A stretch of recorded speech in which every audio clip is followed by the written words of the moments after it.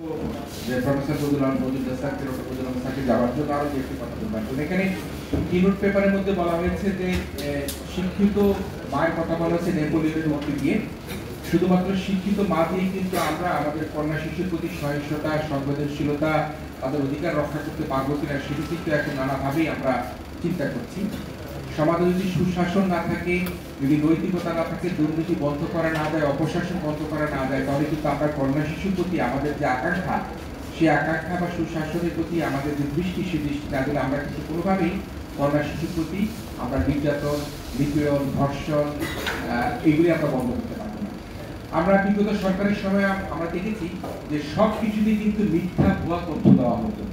আপনারা যদি বিবিএস এর তথ্য দেখেন, সেখানে দেখবেন সবকিছু অতিরঞ্জিত তথ্য। বাংলাদেশ ফলনে পৃথিবীর শ্রেষ্ঠ দেশ, খাদ্যশস্য উৎপাদনের শস্য দেশ, বাল্য বিবাহ বলতে কোনো কিছু নেই, এই সকল অপতথ্য দেওয়া হতো। তার মধ্যেও কিন্তু বাল্য বিবাহ নামক একটি সংবেদনশীল বিষয়কে নিয়ে তারা কিভাবে আইনের সংজ্ঞা পরিবর্তন করে বাল্য বিবাহকে এই সমাজ থেকে বাল্য বিবাহর যে বাংলাদেশ আধিপত্য নেই সেটি সারা পৃথিবীর রাষ্ট্রের কাছে প্রমাণ করবার জন্য তারা যে একটা অপতৎপরতা করেছে, সেটি কিন্তু আমরা মনে করি অন্তর্বর্তীকালীন সরকার, কন্যা শিশু অ্যাডভোকেসি ফোরাম তাদেরকে নজরে আনা দরকার। আপনারা দেখবেন যে গত সময়ে তারা বলেছে 2017 সালে যে বাল্য বিবাহ যে নিরোধ আইন, সেই নিরোধ আইনে বলা হয়েছে যে 18 বছরের নিচে কন্যা শিশুকে বিয়ে দিলে সেটি বাল্য বিবাহ হবে, 21 বছরের নিচে কোনো ছেলে বিয়ে করলে সেটি বাল্য বিবাহ হবে। কিন্তু এই যে বিগত সরকার, আমরা দেখেছি পতিত সরকার, তারা কি করেছে, তারা এই ধারার 19 নম্বর অনুচ্ছেদে কি আরো উল্লেখ করেছে যে পরিবারের অভিভাবকদের যদি মতের মাধ্যমে কোন রকম কোনো মেয়ে বা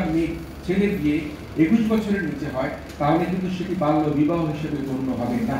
তাহলে এই যে বাল্য বিবাহ নিয়ে গত সরকার একটা বাংলাদেশের মানুষের মধ্যে, পৃথিবীর মানুষের মধ্যে একটা মিশ্র প্রতিক্রিয়া তৈরি করেছে, সেটা কিন্তু আমরা অপশাসনের অংশ হিসাবে দেখছি। এবং সে কারণে আমরা মনে করি যারা ভবিষ্যতে বাংলাদেশের ক্ষমতা আসবার জন্য আকাঙ্ক্ষা ব্যক্ত করছেন, জনগণের ভোট পাওয়ার ব্যক্ত করছেন, আগামী যে শাসন ব্যবস্থা যাবে, তারা যদি কন্যা শিশুর প্রতি যদি একটি সংবেদনশীল, তাদের যদি যত্নশীল কোন রকম ভাবে কার্যক্রম না করে, তাহলে কিন্তু কন্যা শিশুকে শুধুমাত্র পরিবার থেকে, সমাজ থেকে সুরক্ষা দেওয়ার সম্ভাবনা রাষ্ট্র যদি তার পাশে আমরা দাঁড়াতে না পারি। এখানে অ্যানিয়াপা অনেকগুলি ধর্ষণ, নির্যাতন, অনেক কথা বলেছেন।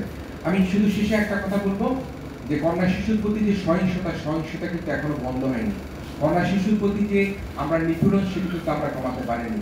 কন্যা শিশুকে তার ট্রমাটাইজ অবস্থা, আত্মহত্যা করার প্রবণতাকে আমরা সেখানে নিয়ে আসতে পারিনি। আপনারা সবাই দেখবেন যে জুলাই আন্দোলনে জুলাই কন্যারা সবচেয়ে বেশি অগ্রগণী ভূমিকা পালন করেছে। এই ঢাকা বিশ্ববিদ্যালয়ের মেয়েদের হল কারা ভেঙে বেরিয়েছে, ইডেন কলেজের মেয়েরা কারা এক কাপড়ে রাস্তায় নেমে সেই ফ্যাসিস্ট সরকারের পতন চেয়েছে। আমরা মনে করি যে এই জুলাই আন্দোলনের যে বীর যোদ্ধারা, আমাদের এই জুলাই কন্যারা, তাদের প্রতি যদি সম্মান রাখা সম্ভব না হয়, আমরা তাহলে আমাদের জুলাই আকাঙ্ক্ষাকে বাস্তবায়ন করতে পারবো না। সে কারণে কন্যা শিশুর মর্যাদা যদি আমরা বৃদ্ধি করতে পারি, কন্যা শিশুর প্রতি সংবেদনশীল হতে পারি, মিথ্যা তথ্য, ভুয়া তথ্য থেকে বের হয়ে বাল্য বিবাহের সঠিক যে সংজ্ঞা, সে সংজ্ঞায়ন করতে পারি, তাহলে আমরা মনে করি যে জুলাই যে আকাঙ্ক্ষা, সেই আকাঙ্ক্ষা আমাদের বাস্তবায়িত